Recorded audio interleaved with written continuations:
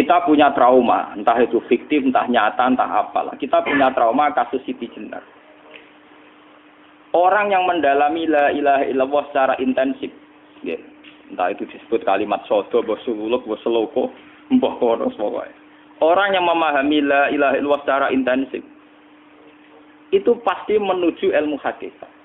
Dan menuju ilmu hakikat pasti ngalami hakikat yang khoyali. Ini rungokno tenan iki. Hakikat yang nopo? Khoyali. Dan hakikat yang khoyali ini mulai menipu. Ya, kalau sudah begitu ruwet, misalnya ngeten nggih. Ketika kula maca nggih diskusi ini utai perdebatannya kali jago mbek Siti Jenar. Saat itu ada Sunan Bonang juga.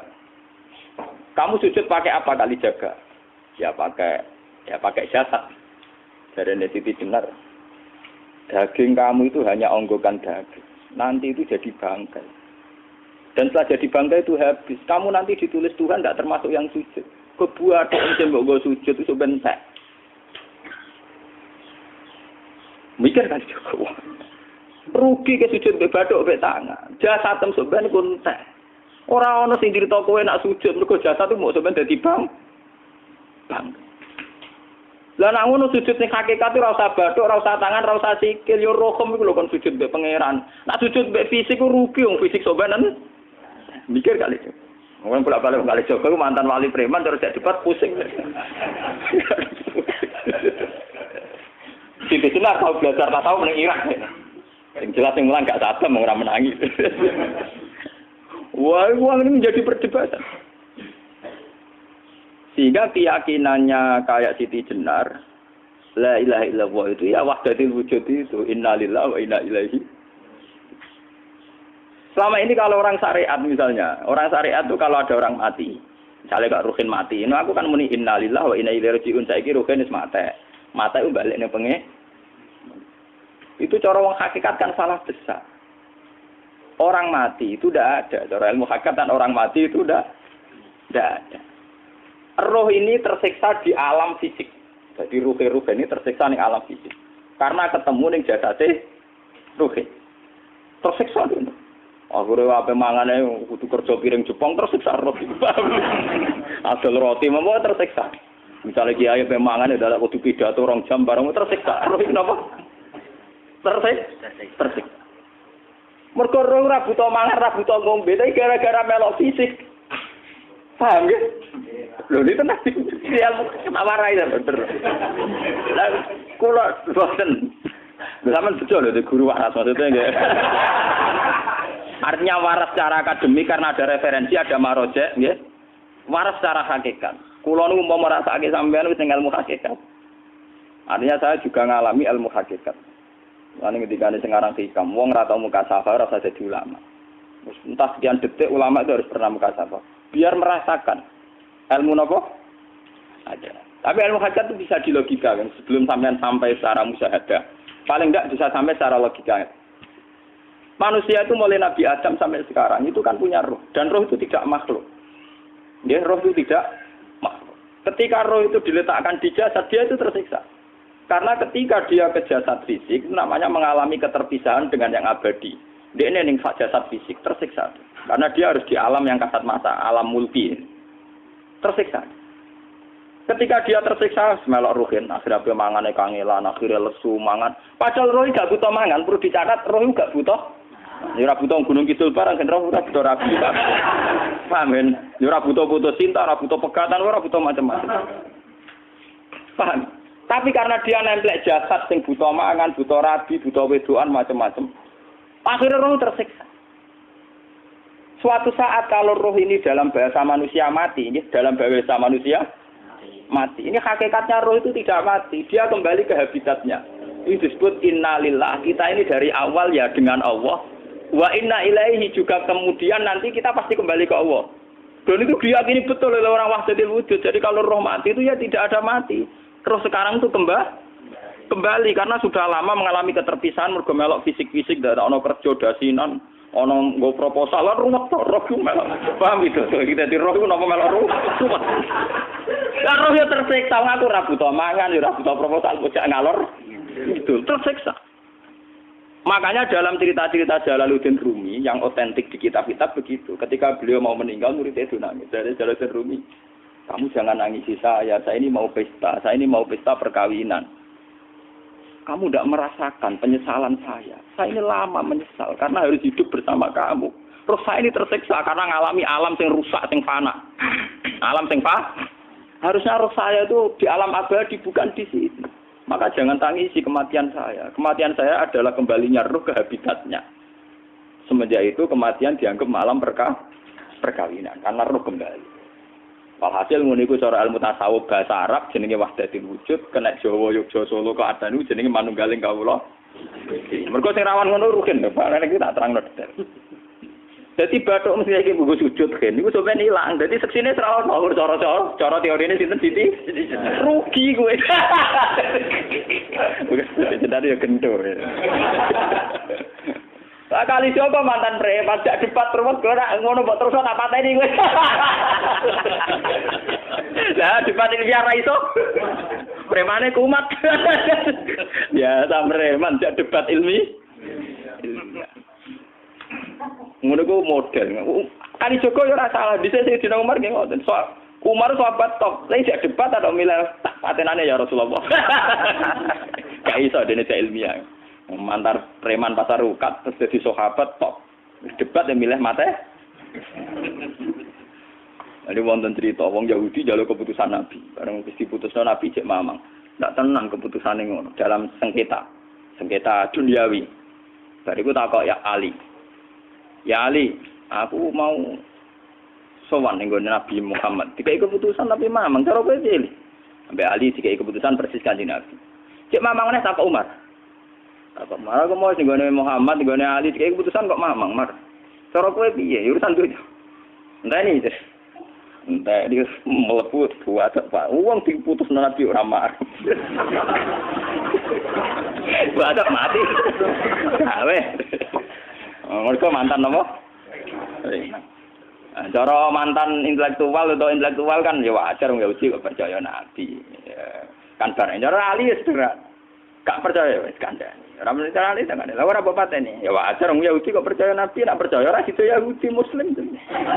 Lah Ali situ Gus Dur.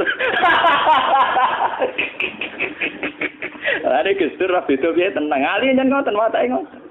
Nasibe padha. Ali itu ilmuwan yang jadi presiden gak sukses. Sing niru nggih Gus Dur.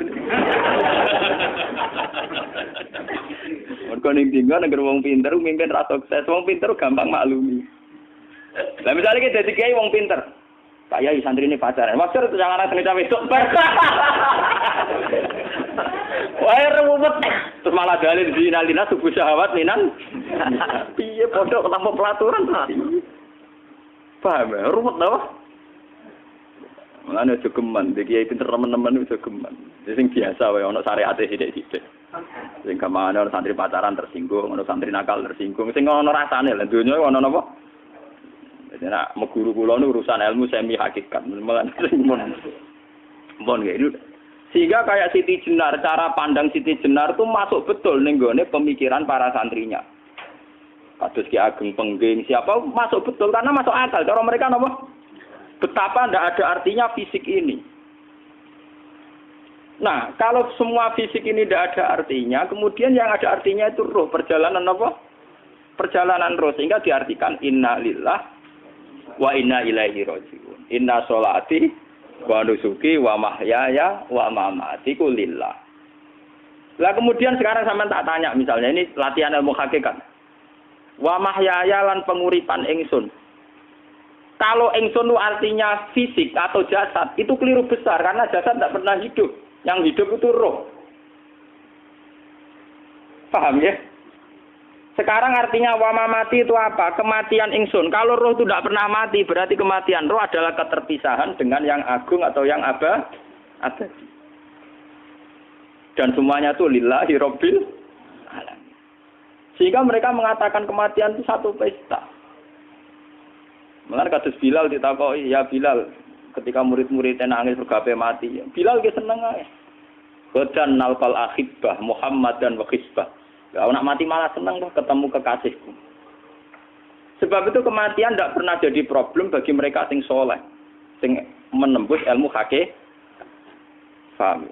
Tapi ilmu hakikat kayak ini itu yang diyakini Siti Jenar, diyakini Jalaluddin Rumi, diyakini para wali-wali wahdatul wujud. Dulu Syekh Husain Sinten Al-Halal.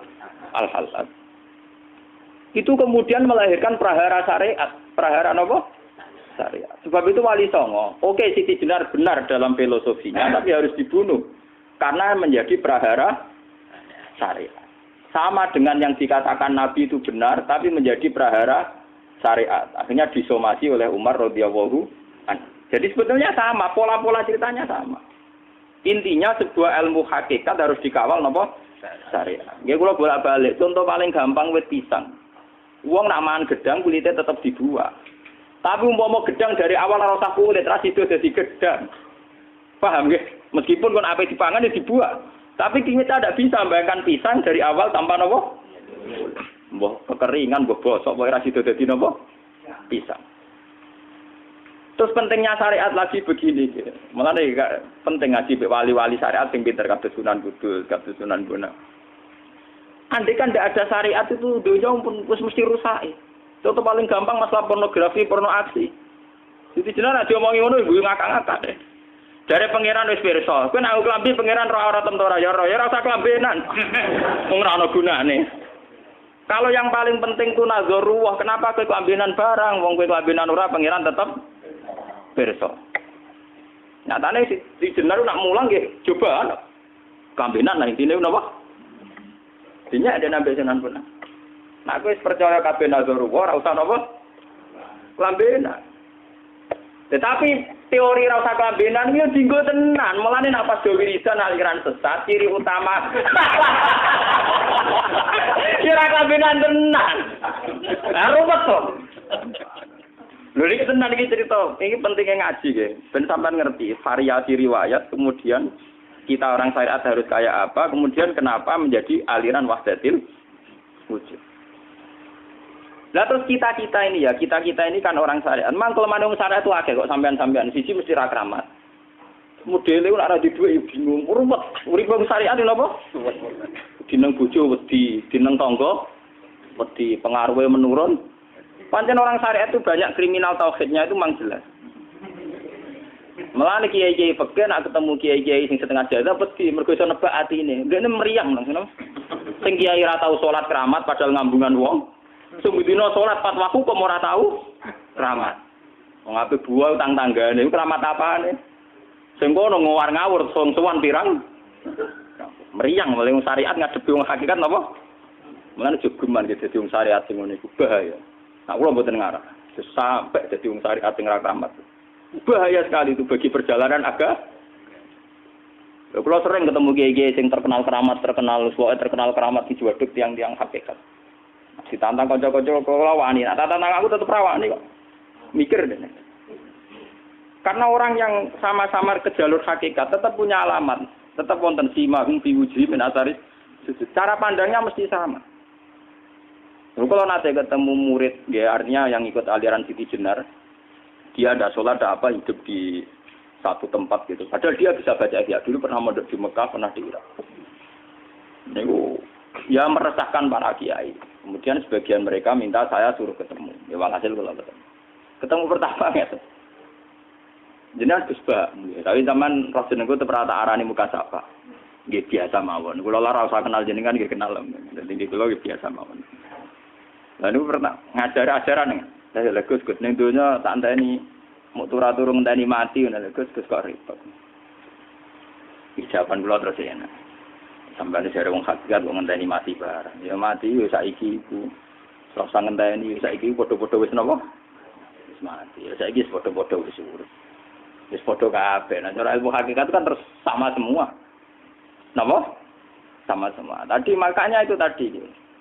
Kalau baleni malih logika hakikat itu begitu ya. Roh itu ditiupkan oleh Tuhan ke kita. Kemudian roh karena ikut alam fisik, alam jasad, roh ngalami yang kita alami. Nggih. Ketika roh ngalami yang kita alami dia tersiksa.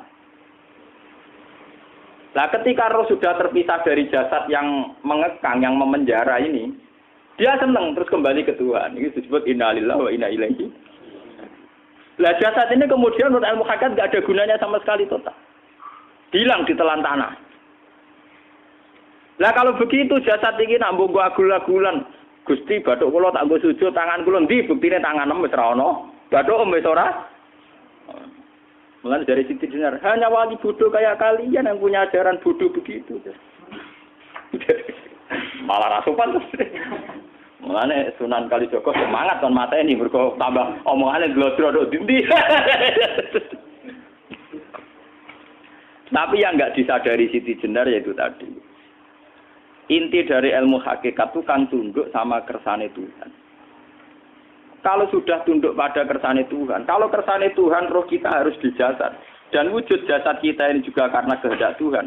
Kenapa yang wujudnya jasad yang karena kehendak Tuhan engkau ingkari? Sementara wujudnya roh tidak kamu ingkari. Toh wujudnya jasad ya bi iradatillah wa bi masyiatillah. Wujudnya roh ya bi wujudit bi masyiatillah wa ira. Harusnya fungsi jasad juga harus kamu akui toh Siti Jenar. Wong sekarang kita punya jasad ya bukan karena kita, karena kehendak Allah. Kenapa kamu ingkari? Berarti kamu ingkari kehendak meneng Siti Jenar.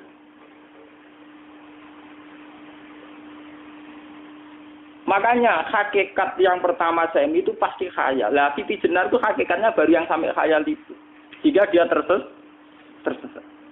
Sebetulnya kalau sudah hakikat beneran itu tidak perlu khayal begitu. Artinya tidak perlu khayal jasad kita sing senajan ora ana gunane ini. Tetap piye wae wujudnya karena kehendak Allah. Juga kita harus terima. Apapun kekurangannya, apapun kenaifannya, ironisnya harus kita terima. Ini sebagai bentuk penerimaan kita pada masyiatil. Begitu juga keadaan roh kita sebagai penerimaan atas masyiatil. Meskipun ada teori-teori roh yang lebih valid. Lebih valid misalnya begini. Kanjeng Nabi itu suatu saat ininya terputus karena perang Uhud. Itu Kanjeng Nabi dia dolanan drijine ini. Napa cara napa jari jemari ini Nabi putus. Dia dolanan. Jadi Nabi sendiri kadang sering ngajarkan ilmu hakikat. Hal lagi illa usbun udmiyat wa fi sabilillahi ma lafitu. Kowe ora trimo fisik, bentuk fisik jari jemari sing ditetir berdarah. Tapi nak kue fi sabilillah ayo wis balik ning habitatem. Sehingga kenapa para sahabat itu ketika dicincang, ketika putus tangannya, putus kakinya, sahabat yang usul ke ilmu hakikat itu malah senang. Karena jasad kita ini kan ila sabilillah menuju jalan Tuhan. Sekali dia sudah terluka fi sabilillah itu sudah menemukan formatnya. Cara teori Cina sudah menemukan formasinya. Paham gitu? Ora kok malah ngeluh itu berarti goblok nek ngeluh paham no? Paham napa? Jadi, makanya Nabi ngertikan ya itu sudah ketemu formatnya. Ketika rohnya para syuhada nanti kembali ke Tuhan ya ketemu formatnya lagi. Itu disebut wala taqulu lima yuqtalu fi sabilillahi amma. Dia tidak mati sesuai formasi awal, yaitu roh kembali ke Tuhan dan jasad ikut mengawal. Nah itu Nabi kadang ya pakai ilmu hakikat begitu. Mulane kula bolak-balik matur, kula niku nggih mulai umur 20 tahun napa pinten. Kula ngasih nggih gadah penyakit dan ekstrim penyakit saya. Sampai saat ini kula nak ngobatno ndak lebih 50% nggih karena saya tetap berpikir. Misalnya cara syariat kan berobat, tapi cara hakikat apa betul keberadaan saya di alam ini penting. Sehingga aku kepengen urip tak bela-belani ngantek endak atusan juta. Jangan-jangan penting mati ikut timbang uripku. Lah nak ngono lha apa tak bela-belani? Entek atusan juta. Jadi misalnya kita berobat ya mau ya dari nabi kan berobat ya berobat. Pokoknya kita Islam ngasih mau geruda-gerudu kadang orang paham. Sekali kamu mengamati dengan sisi hakikat. Coba sekarang sampean pikir, coba sekarang nggak pakai logika hakikat, pakai logika syariat saja. Saya ini misalnya asetnya 10 juta, misalnya, saya punya aset 10 juta. Tapi misalnya aku rugi nawan atau dipengaruhi di masa depan soalnya, kalau kulo kan soalnya cara teori di masa. Misalnya kulo rugen, artinya kere di duit 10 juta aset. Tujuan saya sembuh kan supaya aku iso sembuh sehat, engkau iso kerja untuk anak. Tapi karena saya sakit nanti operasi tidak 10 juta. Operasi tidak 10 juta. Wong aku repair mesti iso marisi anak. Apa meneh nak duit 10 juta tak ada gue berobat malah jelas ra iso marisi. Lah nak ngono penting matiku ya dibagi 10 juta. Karwan iso diwaris langsung. Sementara anak aku mari dibiayai 10 juta, orang mesti mari 10 juta mesti entek. Artinya tidak ada jaminan kalau berobat itu secara visi ke depan lebih baik. Soalnya malah ngentekno donya nggak jelas akibat positifnya. Misalnya tetap lumpuh duit teori loh. Bapak artinya apa? Teori hakikat tetap lebih benar bahwa hidup itu tidak ada artinya. Semua itu tidak ada artinya. Berobat apa enggak berobat semuanya tidak ada arti. Teori loh gini. Sehingga kalau kita tengah-tengah aja tengah-tengah. Kasus kula misalnya loro nggih berobat.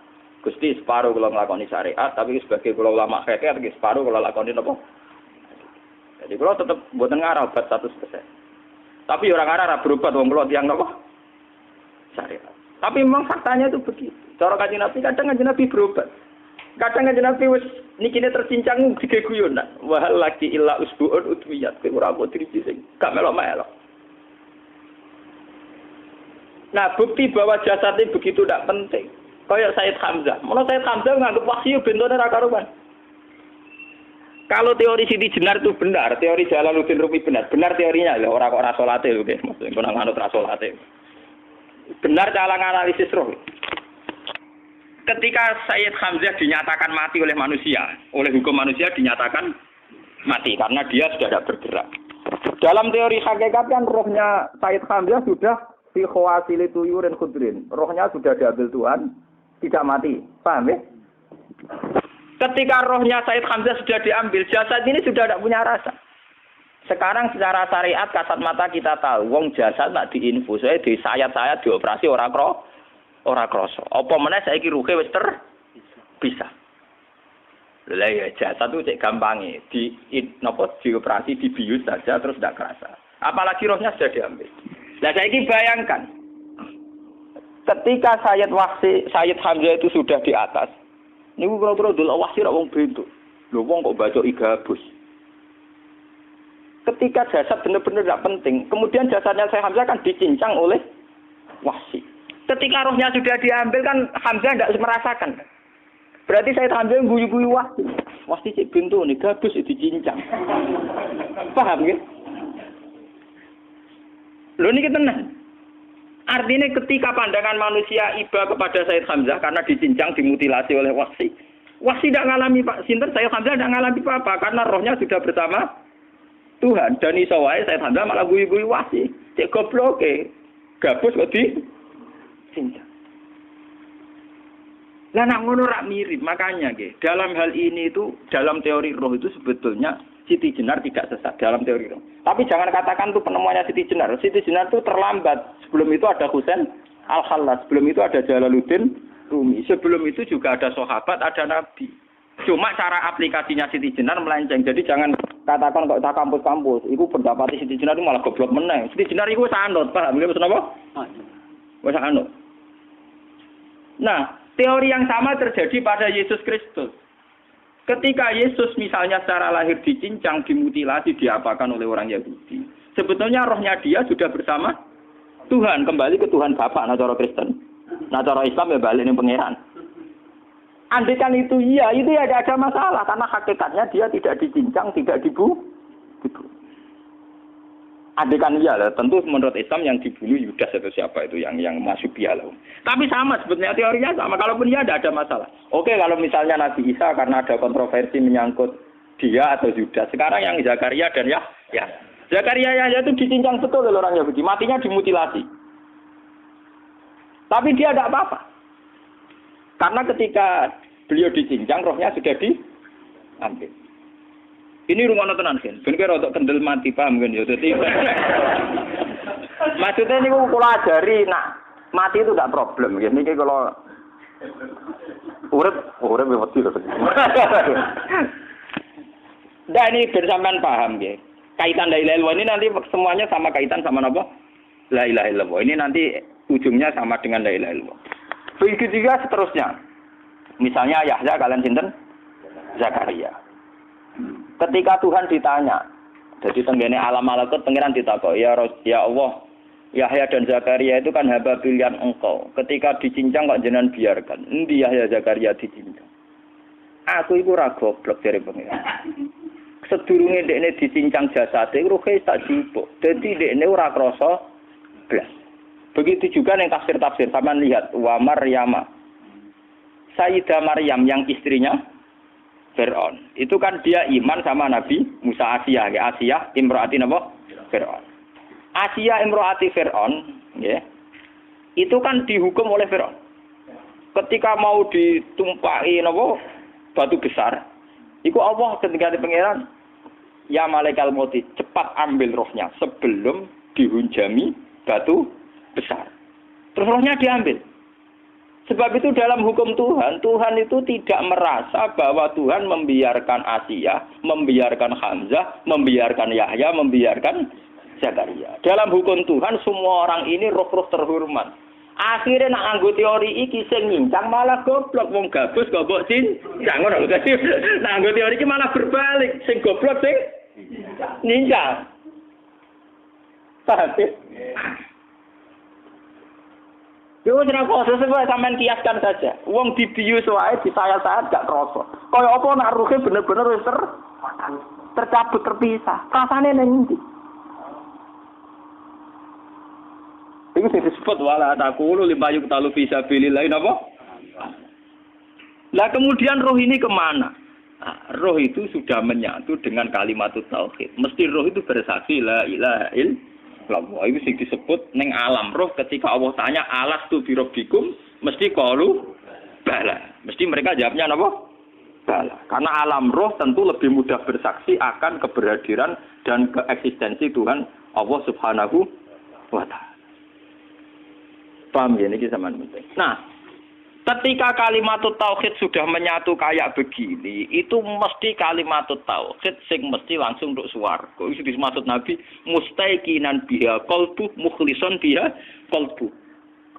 Ati itu qalbu kan nggak bisa kamu artikan jantung atau liver kayak teori modern sekarang. Misalnya qalbun itu apa? Dari kiai qalbun itu jantung. Nak ngono beda mek liver. Lah nak liver apa kabidun niku akal-akalan aja padha ora paham. Bahasa kolbun, fikrun, aklun itu sesuatu yang misteri. Roh ini kemudian dengan kalimat tauhid sudah menyatu disebut mukhlishon biha kolbu. Ada tingkat kemurnian hubungan roh dengan kalimat tauhid. Lah kalau begitu pasti dakhalal jannah. Karena tidak mungkin kalimat tauhid kok di neraka.